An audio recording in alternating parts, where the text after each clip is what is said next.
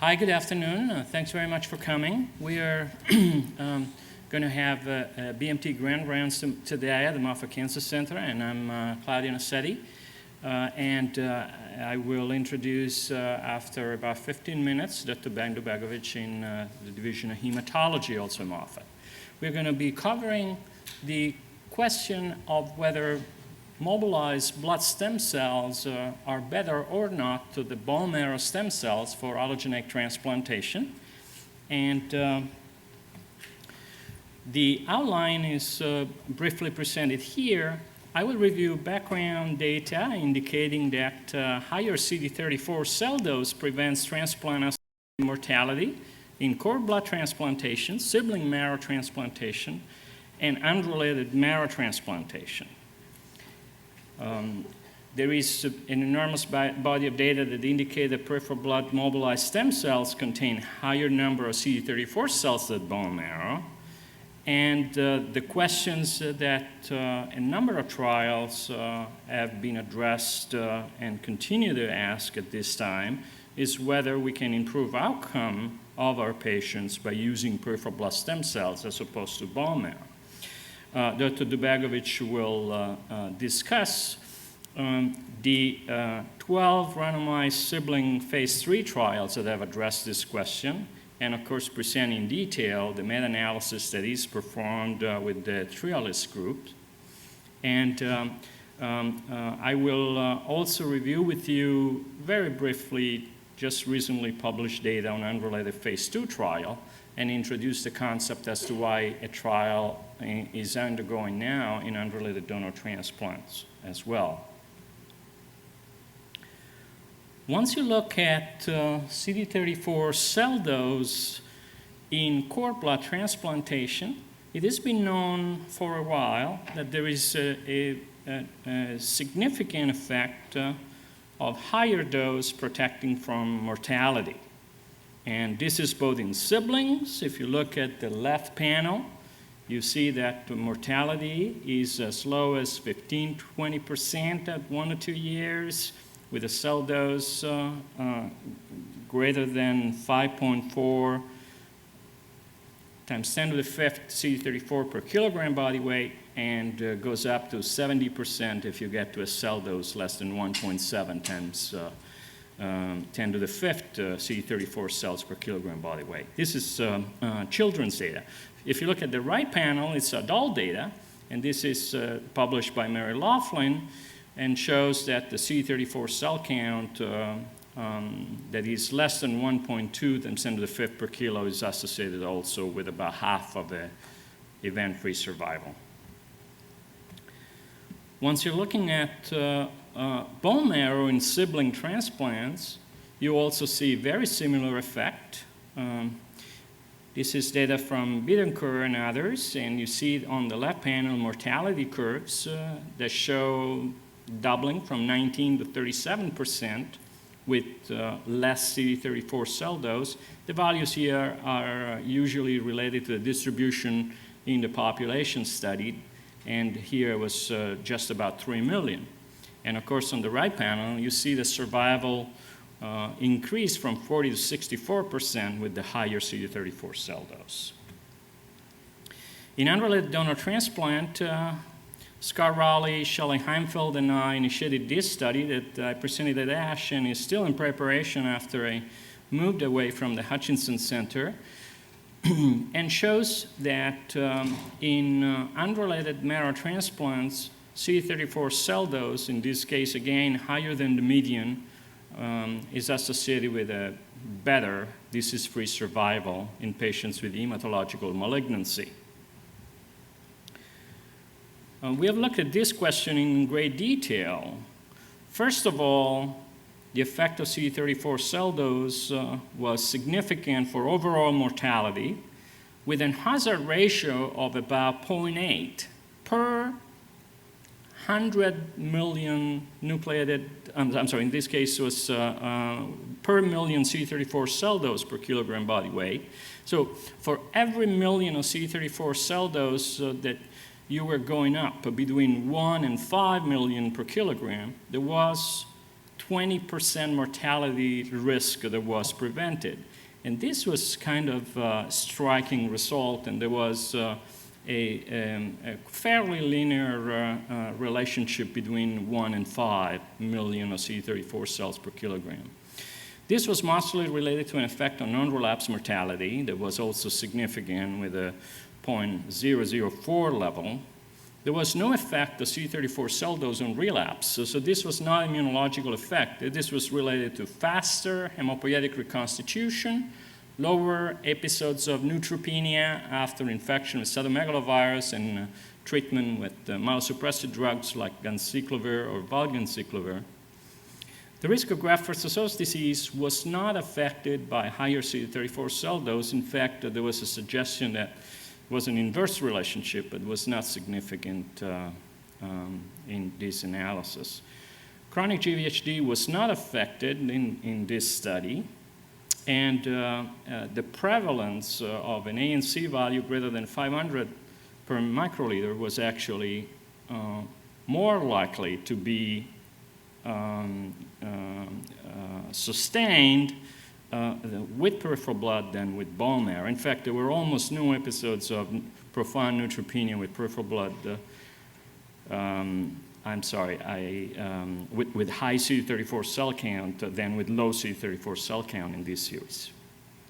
We looked in great details at other markers like CD14, CD3, CD4, CD8, CD20, CD56, and none of this actually had an association with any of the major transplant endpoints. And other covariates that are important for predicting transplant outcome were actually included in the model, and the CD34 cell effect was independent. The body of data that indicates the peripheral blood mobilized stem cells contain a higher number of nucleated cells is robust. Here's only shown one New England Journal paper comparing marrow with blood stem cells from siblings, and it shows that the total nucleated cell dose was 2.3 times 10 to the 8 for marrow, 11.57 for blood. CD34 cell count was about threefold higher blood, but the CD3 count was also about 15 times higher with blood. The volume, of course, was much smaller with blood. So the summary of this part of the presentation indicates that the dose of CD34 cells in cord and marrow grafts correlate with better engraftment and patient survival. I haven't shown you all the data on engraftment, but the data has been available for quite a while, and that's very established. I didn't want to use the time for that point, but the survival is definitely affected. And the data actually shows the marrow is a limited source of stem cells. If we consider the median CD34 cell dose that we can harvest is about 2.5 million per kilogram of an adult recipient, and we have a dose relationship with mortality up to 5 million. So that means for most of our patients using bone marrow grafts, we will use a suboptimal dose of CD34 cells. Since GCSF mobilized blood contains more CD34 cells than marrow, there is rationale to develop the use of mobilized blood rather than marrow in transplantation. For what concerns autologous stem cell transplant, the use of peripheral blood expanded greatly from the early 90s after mobilization technology was developed, first with chemotherapy, then with growth factors. And almost all of autologous stem cell transplants nowadays used mobilized blood. For what concerns allogeneic transplant, there has also been a major increase in the use of peripheral blood. This is data from siblings, and you see that in the 90s, the use of peripheral blood was increasing, and in this decade, 2-to-1 transplants have used peripheral blood. In unrelated donor transplant at this time, about 75% of the transplants actually use peripheral blood. And I just want to briefly mention the phase 2 study in unrelated donor transplant before leaving the lectern to Dr. Djulbegovic, who's going to review all the large body of data in sibling randomized trials. This data was recently published in Blood and Marrow Transplantation. And the bottom line is actually that it appeared that with peripheral blood there was an early advantage for survival, but really, and this was mostly related to decrease in transplant-related mortality, but later on these curves really crossed, and in the overall analysis there is no impact of blood versus marrow on survival or disease-free survival. But like other studies, these analyses showed increase in acute and graft versus host disease, which was the primary concern of the use of peripheral blood using unrelated donor sources over and above the risk seen in siblings, just because there is so much more alloreactivity once we do unrelated donor transplant because of the hidden disparities for minor antigens and disparities for non-typed HLA antigens. This analysis is retrospective. The peripheral blood cohort was part of a phase 2 study that is registered with the FDA, and analysis of this data was compared to the data from contemporary transplants using bone marrow. So there are certain limitations from the fact that the two groups may not be comparable. And although engraftment was also shown to be faster in these analyses, we saw more acute and chronic GVHD, no survival advantage. But in order to be certain, because of the bias of this retrospective study, in unrelated donor transplant as well, the two sources, blood and marrow stem cells, should be compared in a prospective randomized controlled trial. This is a study that has been ongoing since 2002. I'm actually the chair of that study. It's supported by the National Marrow Donor Program and the Clinical Trial Network, sponsored by the NHLBI and the NCI. And the primary study objective is to compare patient survival between marrow and mobilized blood stem cell recipient. The sample size is powered to detect a 12.5% difference in a 2-year survival. The goal is to accrue 550 patients. 358 have been accrued to the study to date. We hope the study will be completed in another year. And it took quite a bit longer than the anticipated 3 years to just jumpstart the study, so we'll probably take overall 5 years of accrual plus 2 years of follow-up to actually have complete data.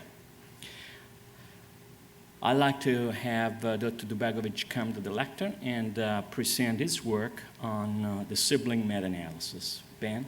Thank you. Thanks, Claudio. What I'm going to do is just provide some empirical data related to hopefully answering some questions that Dr. Anasetti raised in his introduction. As he pointed out, that there is uncertainty whether allogeneic bone marrow transplant was better than peripheral stem cell transplant. Certainly that uncertainty was more pronounced several years ago, when as you could have seen from some of the slides, there's even in some environment was with 50% of probability that you'll get actually peripheral blood versus bone marrow transplant.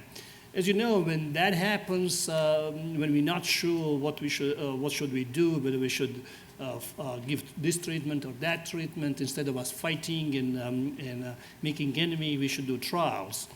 And that would actually happen. There were about 11 trials over the years, and 9 of which actually were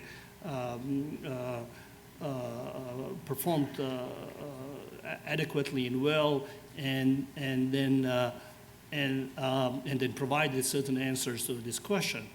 Now, as you well know, in medicine, one of the major issues is when you have a different individual pieces of evidence, how do you go about this? Do you select this piece of evidence or that piece, this study or that study?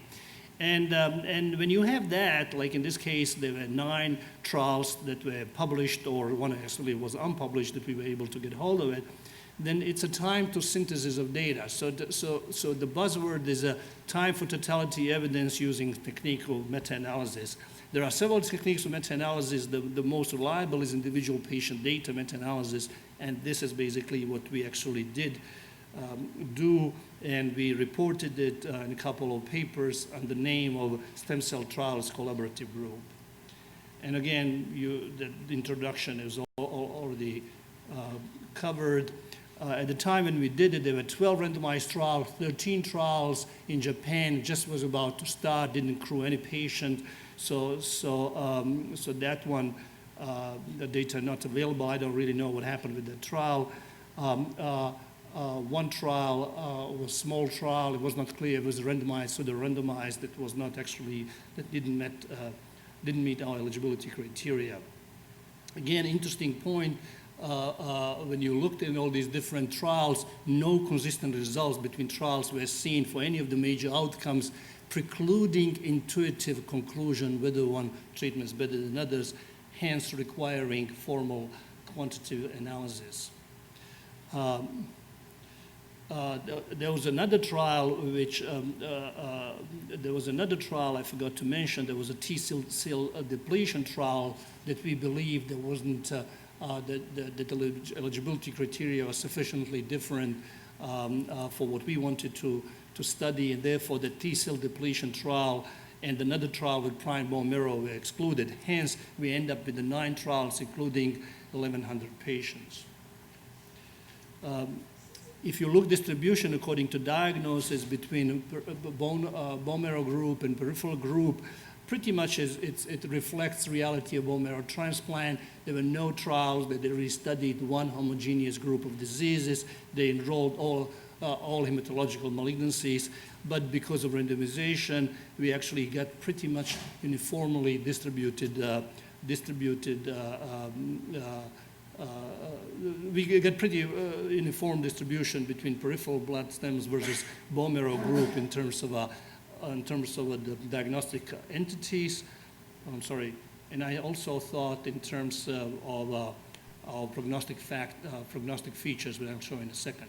Now, this is the data basically just going through these most common outcomes or usual outcomes that we measure in transplant field. Obviously, what we all actually worry about is how long do we live, and that's the data on overall survival. As you can see, measuring effect of stem cells, peripheral stem cell transplant and bone marrow transplant, overall there was no really difference in survival, pretty much actually matching what you just showed from your retrospective analysis.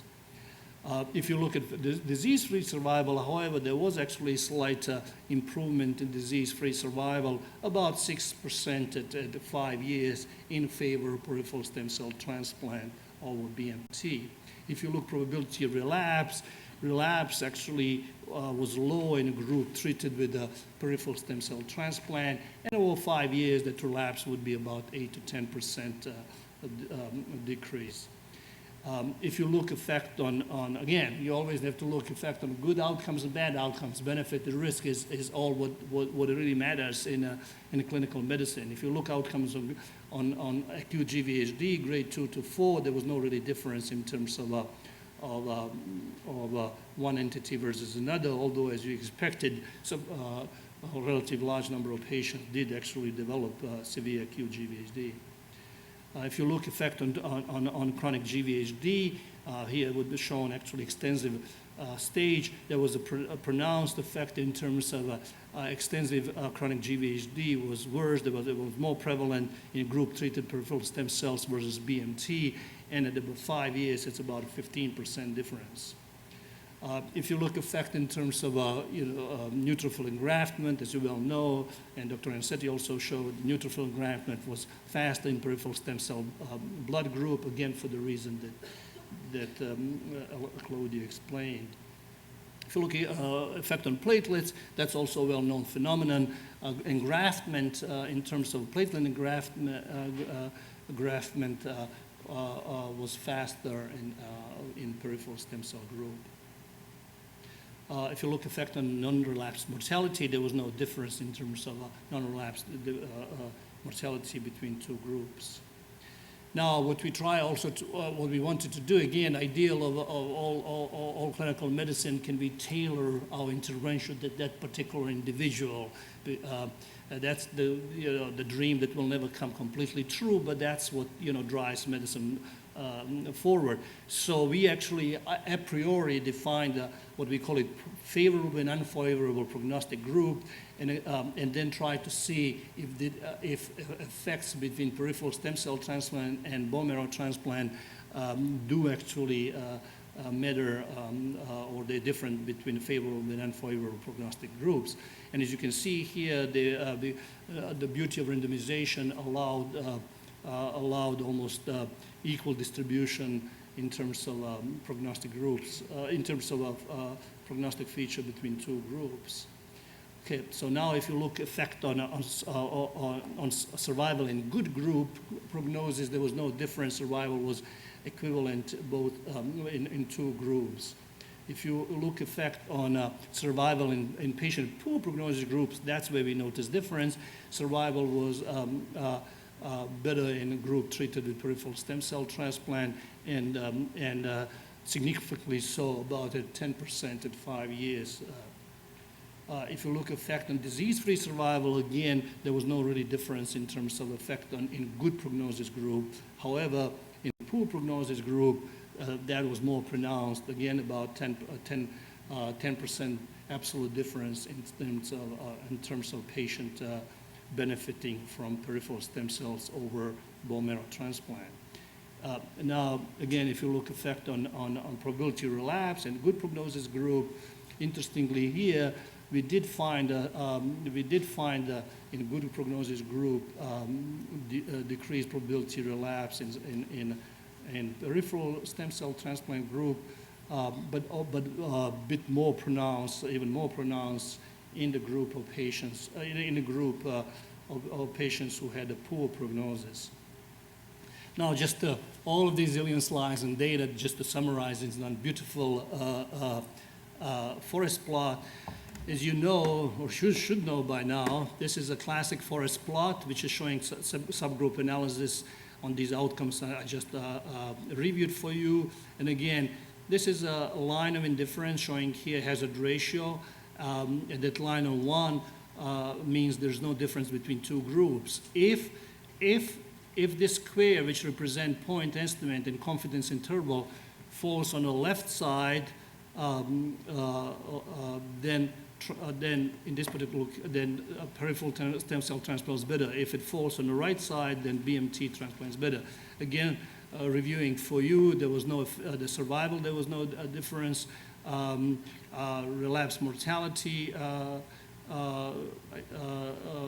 actually was associated with improved survival, decreased relapse mortality with the peripheral stem cells, no effect on non-relapse mortality. Slight effect on disease-free survival, improved relapse, no effect on acute GVHD, chronic GVHD in the peripheral stem cell group, and substantial improvement in terms of neutrophil and platelet engraftment associated with peripheral stem cell group. Now, and this is just really summarizing again subgroup analysis in terms of good and poor prognosis. Again, effect was mostly seen in survival in patients with a poor prognosis. On relapse mortality has been was seen in both groups, mostly actually in a poor prognosis again.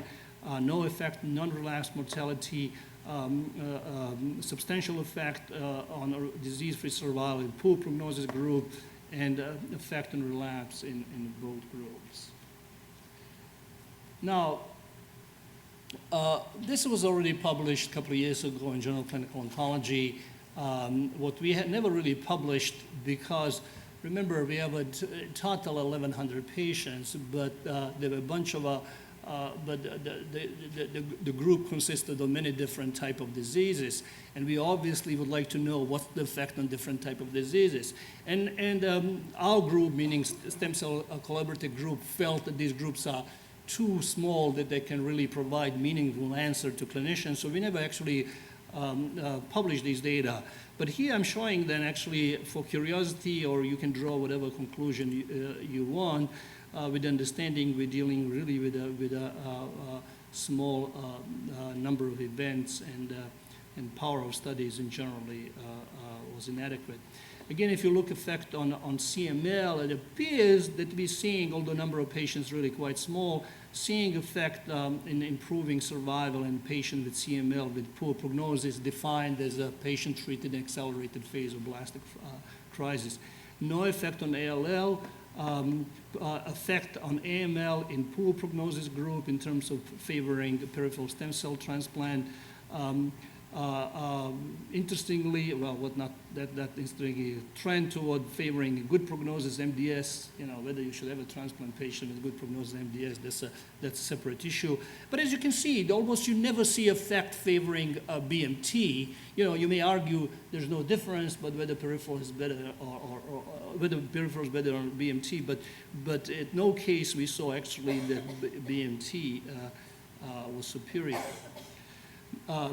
That was in a survival. This was an effect of disease-free survival, and very similar. If you see effect, it appears that you see effect in poor prognosis, such as in CML and AML. Again, it's just going through all of this outcomes that we need to take account. This is effect on relapse, and really not much that we see dramatic difference between two groups. Again, numbers were really small. Now, one of the hypotheses that we actually tested also at the time, and I don't know really now what has become standard in terms of prophylaxis for GVHD, but it appears that there was equally spread among, there were, again, nine trials. Four used fourth dose of methotrexate in prevention, and 4 or 5 didn't use that. And I think mostly in Europe, they wouldn't use that fourth dose, and in the US, they would use it. But there were some trials across the world. So the hypothesis that the people tried to say, look, whether the day 11 methotrexate really matters. And that's what we actually tested in subgroup analysis. As you can see here, the effect on methotrexate, we all surprised basically. There was there was statistically significant increased survival for about 8 to 9% in absolute sense at 5 years in favor of peripheral stem cells if methotrexate was given on day 11. If methotrexate was dropped, there was no difference in effect. That effect was not seen if methotrexate, if a patient that were enrolled were so-called in a good prognosis group. However, you could see that effect more pronounced if methotrexate was given to patients with a poor prognostic features, and as you can see here, 5-year survival was even actually pronounced. It was quite significant, about 13-15% in 5 years in those patients with the poor features, and they were given actually methotrexate. And again, in terms of effect on relapse, relapse was more pronounced in BMT group, meaning it was a small and peripheral stem cell group in those patients who were given actually methotrexate day 11 versus those who did not. So just to summarize all of this, allogeneic peripheral stem cell transplant versus bone marrow transplant in terms of effect of day 11 methotrexate. It is associated with improved disease with the survival and disease-free survival. Difference was primarily due to difference rates of relapses, not transplant-associated mortality, which everybody expected before, interestingly. Irrespective of day, I didn't show some of this data. Irrespective of day 11 methotrexate, acute GVHD was similar between two groups. Chronic GVHD continued to be greater in peripheral stem cell transplant group. So, when everything is said and done, what I actually briefly went through this gamish of the data. This is a take-home message for specialists, non-specialists. Synthesis of totality evidence can result in discovery of the finding not detected in individual trials. I mentioned at the beginning that nobody could really predicted that because overall the results were all over the board. There was no consistent finding that you could deduced from looking qualitative individual studies. So really reinforced the need for systematic review and meta-analysis. Peripheral stem cell transplant led to decreased relapse in the hematological malignancies. It may also improve overall in disease-free survival, particularly in patients with unfavorable prognostic features. However, it was also associated with significant risk of extensive chronic GVHD. This trade-off between benefit and harm should be taken account in the choice of stem cell transplant. What I need to mention to you, this analysis could not tell you how you integrate these benefit harms. Decision analysis can do it. And as a matter of fact, that's what we are going to try to do next, to integrate this data in formal decision analytical model. Right now, it's in your head. This is how it's presented, how you're going to present to your patient and integrate whether this is good for you to tell peripheral stem cells it's definitely better, you should take that, or you're not sure, or you think it's opposite. Really, it's however our individual minds integrate. But decision analysis should really provide us a little bit better answer. Here I'm just talking about data. How do you integrate that? It's left to individual decision. So ultimately, the choice of treatment should be guided by the patient preference with respect to survival and quality of life when hopefully you present in an unbiased way all these outcomes to the patients. And this has been, it was actually a project that took a lot of my time, effort, and nerve to get all these people around the world. And it wasn't easy, let me tell you that.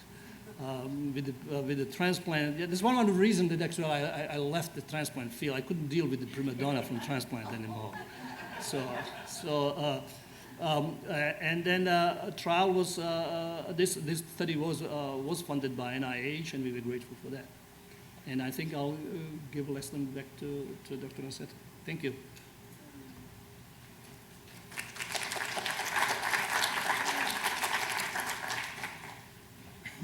So we started this talk with the hypothesis stated that CD34's dose is limiting in marrow and not limiting in PBSC transplant. So we haven't shown that particular piece of data. But once we do dose correlation analysis of CD34 cell counts with outcome in peripheral blood stem cells, it's just very hard to show that even if you go very much down, because so few patients have very low CD34 dose, the outcome is worse.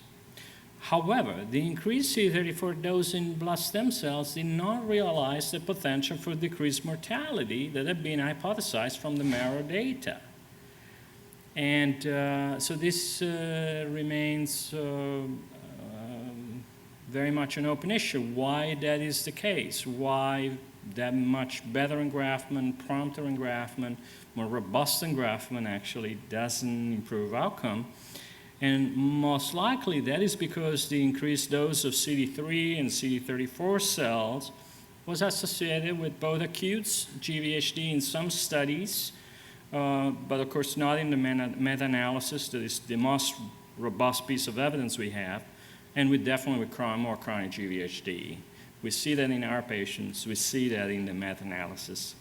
And this is likely decreased relapse after PBSC transplant, but perhaps also offset the potential benefit of a higher CD34 cell dose on transplant-related mortality. Bottom line is that the major effect of PBSC that we see on outcome now, besides better engraftment, is actually less relapse. And this is likely related to the higher CD3 content than to the CD34 content. I have also a slide of acknowledgement for the collaborators at the MNDP and CIBMTR for the analysis we published this year, and the collaborator at the Hutchinson to participate in the retrospective studies I've shown to you, Emerson and HLBI, for the randomized clinical trial that is ongoing in unrelated donor transplant. Thank you very much for your attention, and we'll be happy to entertain questions. Ben?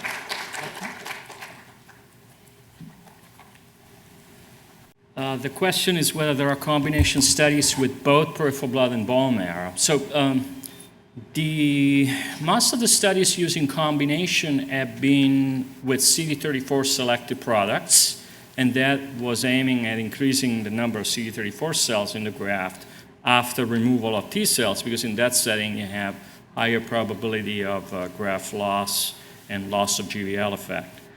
But an intriguing concept that has been pursued in randomized studies in Canada, and larger randomized studies in Canada, and a small randomized study was done in Australia, is actually to use bone marrow, but enhance the number of CD34 cells on the blood mixture that we harvest when we harvest bone marrow with growth factor mobilization. So it's the so-called mobilized marrow. It's not a mobilized marrow, CD34 cells still there, but indeed the mobilized cells in the blood that we aspirate with the needles actually increases the total CD34 cell count without increasing the number of C3.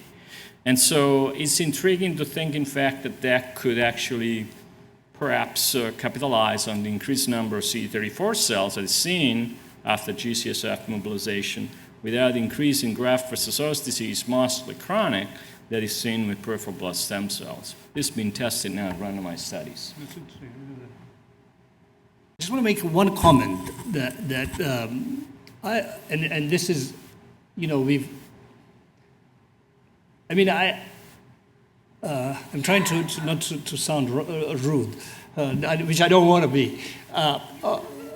What actually happens, the problem is, as you well know, there's so many ideas in biology of transplant, and people really are very insightful and it's mind-boggling actually. But the problem is, at the end of the day, become empirical testing in humans. And to this date, you heard actually from Claudio how this trial is being from Unrelated, you know, you're slugging along for the last 5 years. So if we can just have that hypothesis and put it as, what is the word, translate to the translation research and clinical trial, tested one at a time, I think that anyhow, I just want to plea for making more of these ideas to a randomized trial, which we really need them. Anyhow. Well, let me give it a chance as well at addressing your question. I actually did not see a mismatch between effect on GVH and GVL. The meta-analysis, that is the most robust and reliable piece of evidence we have, shows in fact that PBSC is associated with an increased risk of chronic GVHD that we know has the most anti-leukemia activity and protection from relapse. This was seen mostly in CML and AML in the subset analysis. But of course, then the question is, can we actually capitalize better on the product by diminishing the number of effector cells that are most likely causing graft versus host disease and still preserving the number of CD34 cells that are likely to enhance engraftment and prevent mortality from infections. And that study could actually be done, and because the technology is now available. And Hans Gredinger has done some of that work, but it's mostly done the work with haploidentical transplant. It's not used CD3 depletion and B-cell depletion from the graft in matched sibling or matched unrelated donor transplants. So the Miltenyi technology is actually available for doing that type of a study, and it's, I would say, a solid approach to test the hypothesis directly. Then, of course, reconnected to what Ben was discussing, in order to prove that that's of advantage, you'd have to go on to show in a randomized study that actually the CD3 depletion out of the peripheral blood component would actually maintain all the positive features of the graft while preventing graft versus host disease and improving outcome. Which, you know, it's possible that you remove T cells out and you lose the anti-leukemia effect and therefore may not keep all the benefits that you wanted.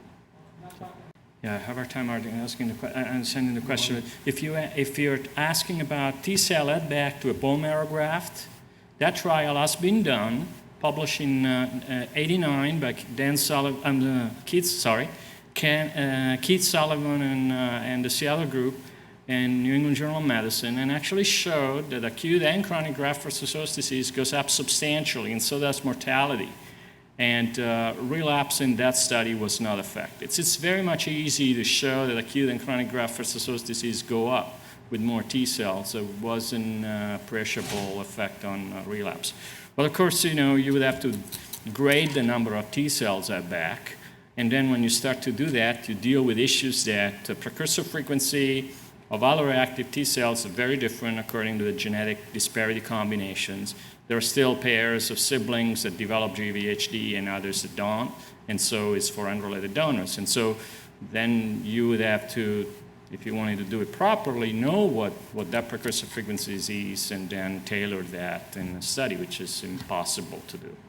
I have to refer to the paper, to be honest. It's definitely unexpected, and Bill Bessinger, who took a lead in writing this up, came up with some rationale, from, I have to read it. Maybe do you remember? There was some rationale, but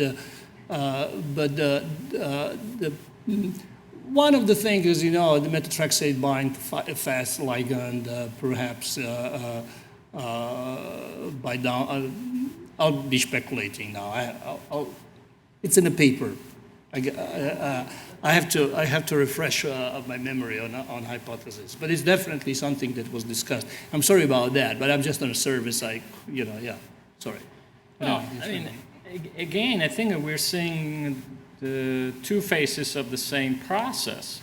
By intensifying post-grafting immune suppression with an effective drug, which is methotrexate, you give 4 doses instead of 3. It's basically almost 33% more drug, and you basically prevent GVHD better, but you also prevent anti-leukemia effect better. And so you have less GVHD, but you have more relapse. And so that's probably why with the shortened methotrexate, you basically have greater problems with blood stem cells, because mostly you have more graft-versus-host disease. Conversely, with bone marrow, it looks like the shorter regimen is perhaps optimized. Although you can't really compare the panels on the right and the left because that's not part of the randomization. Exactly. The only panels, the only curves that you can compare are the curves in the same panel that Ben has shown. So you can only say that if you use methotrexate, PBSC looks better. If you don't, really PBSC doesn't. But you would have to do another study. It's definitely indirect comparison. It's an excellent point, important point. It's indirect comparison, and you can, absolutely, you can't really take it as direct proof. Having said that, that result, and I don't know if that result was intriguing for French group to take it up to study directly in randomized trial. And I know that they were writing protocol at the time. Do you know anything about that? Whether how far they are in that? But yeah, that's the important point. You can't make a direct inference there. It's indirect comparison. Yeah, well, you're preaching to the choir. I mean, one of the obvious results of this analysis was, interestingly, when we have all these trials, we have pretty well-known people in the room. Everybody was arguing, oh, we need a trial with homogeneous group of disease with a single regimen, and then obviously I asked people, why didn't you do that trial?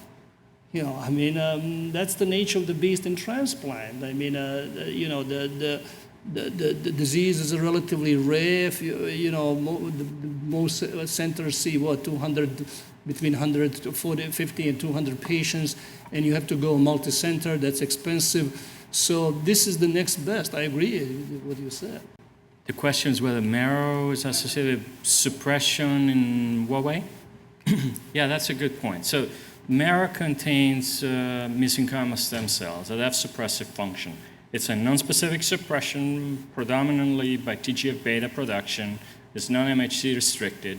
The problem is with prospective studies, non-randomized but controlled, or prophylaxis of GVHD with mesenchymal stem cell that have been done in Europe and the US compared to matched cohort selected from the CIBMTR, there was no apparent effect of MSC transplants in GVHD prevention.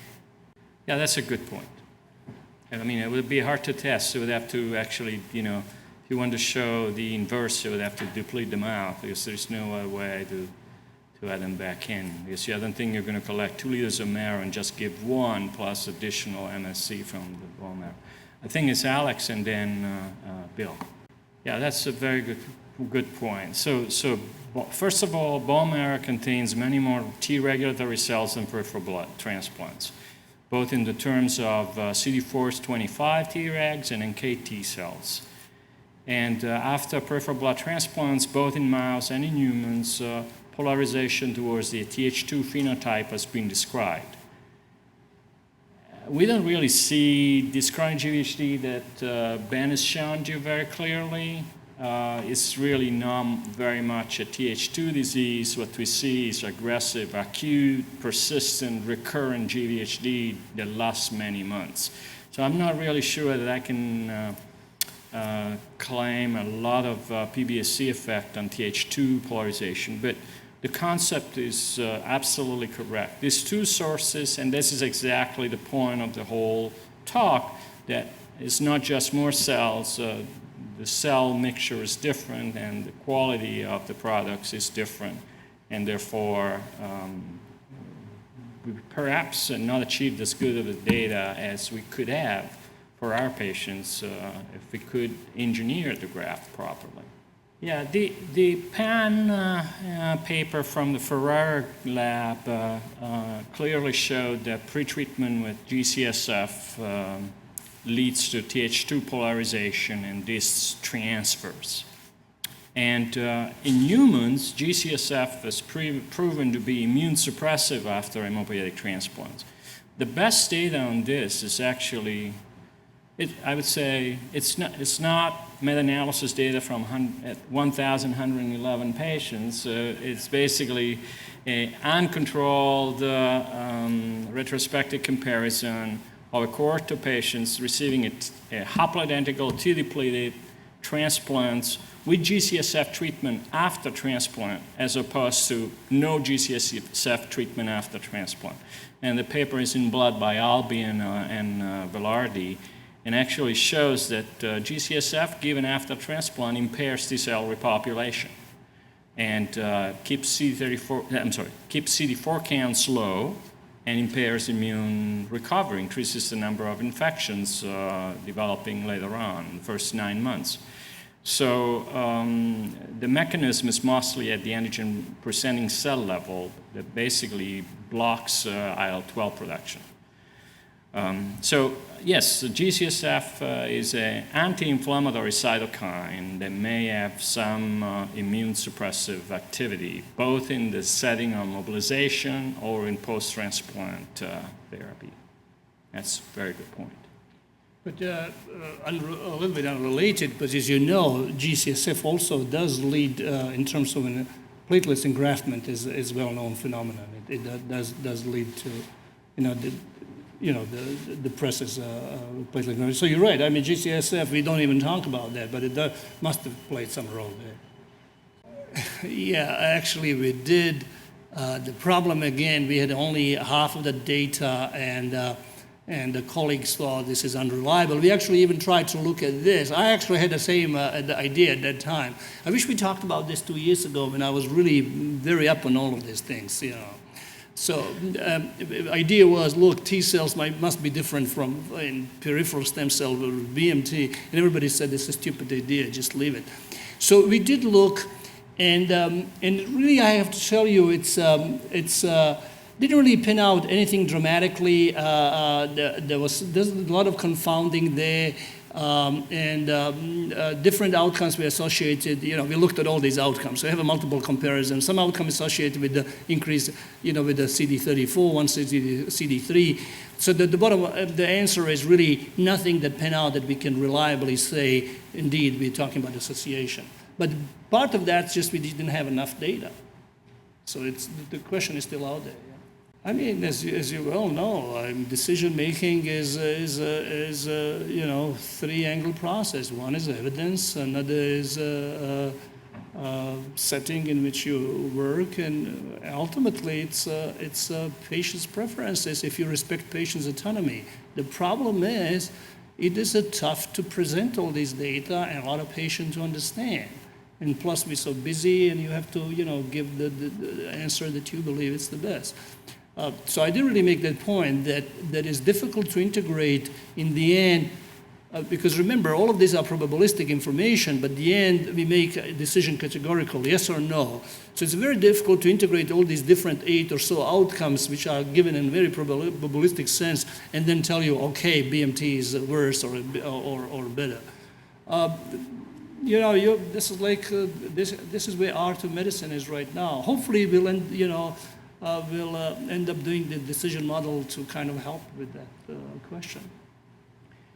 Well, of course, it's not that we haven't thought about the question, and just after rounds we come up and say, well, gee, what are we going to do now that we have reviewed the data? Well, there are 3 issues that I think we need to consider in order to make a decision about whether to use one source or the other, or whether enroll patients on randomized trial.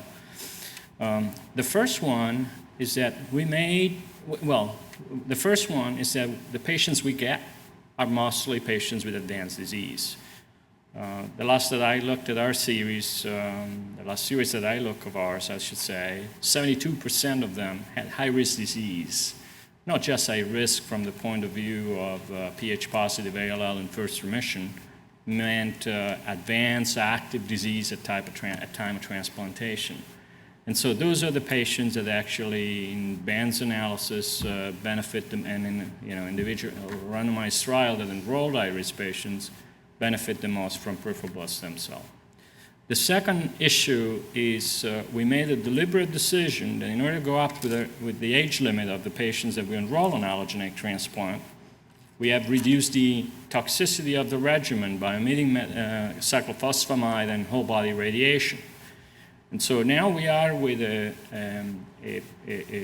protocol that if we wanted to use bone marrow, we would have to intensify pre- and post-transplant immune suppression with antithymocyte globulin, because rejection rate with Flu/Bu is as much as 20% in absence of antithymocyte globulin, especially if you use alternative donor transplants. And the Mary's data with the very minimal intensity regime from Seattle shows double survival with peripheral blood stem cells as opposed to bone marrow. So when you reduce the intensity of the regime, you need to provide a better graft, otherwise rejection is really a problem, or graft dysfunction is a problem and mortality is a problem.